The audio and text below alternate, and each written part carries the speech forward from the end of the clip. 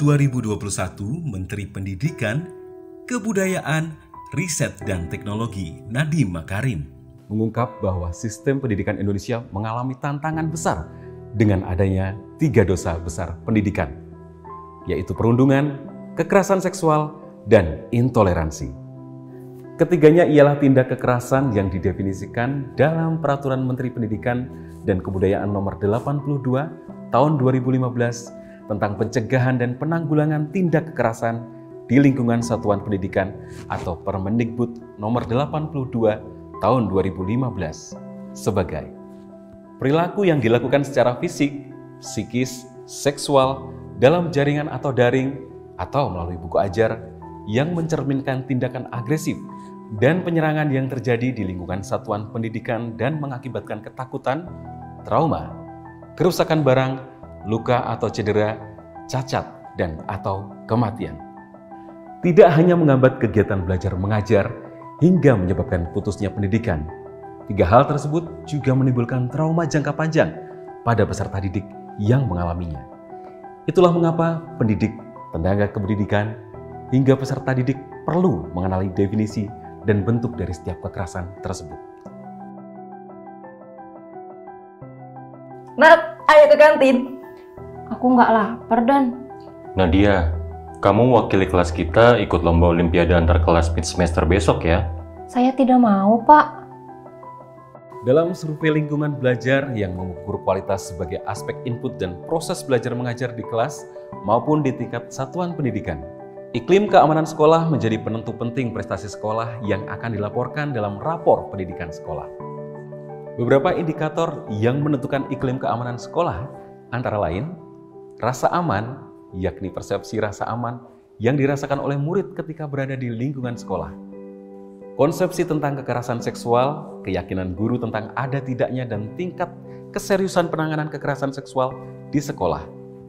Efikasi penanganan kekerasan seksual, keyakinan guru pada pengetahuan yang dimiliki dan kemampuan diri untuk menangani kekerasan seksual. Penanganan kekerasan seksual, program dan kebijakan sekolah yang bertujuan mencegah dan menangani kasus-kasus kekerasan seksual di sekolah. Kamu kenapa sih, Nat? Akhir-akhir ini kamu berubah. Tidak seperti Nada yang kami kenal. Terus, kamu juga absen beberapa hari ini. Aku tuh dilecehkan dan diancam, Den.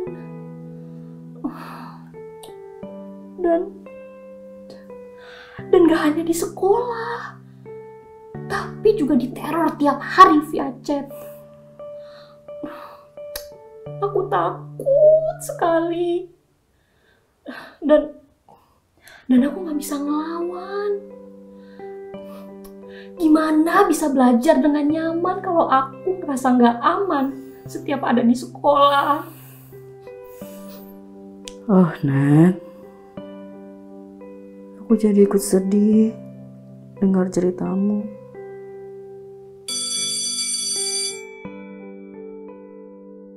Lila, kalau hubungan sudah membuat kita tidak nyaman dan ada paksaan untuk melakukan sesuatu yang tidak kita inginkan, itu sudah termasuk hubungan toksik.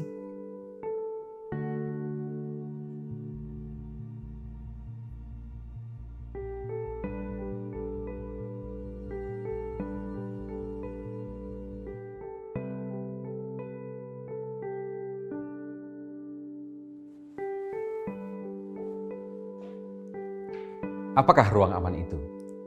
Pendek kata, ruang aman di sekolah adalah saat pendidik, tenaga kependidikan, murid, dan semua warga sekolah selalu merasa aman ketika berada di lingkungan sekolah. Aman tanpa paksaan, aman tanpa ancaman, aman tanpa kekerasan.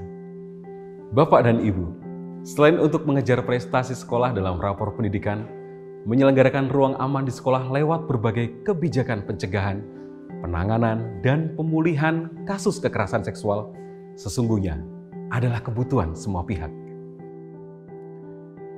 Mari bersama hapus kekerasan seksual dengan terlibat aktif dalam membuat aturan, pencegahan, dan penanganan kekerasan seksual di lingkungan pendidikan.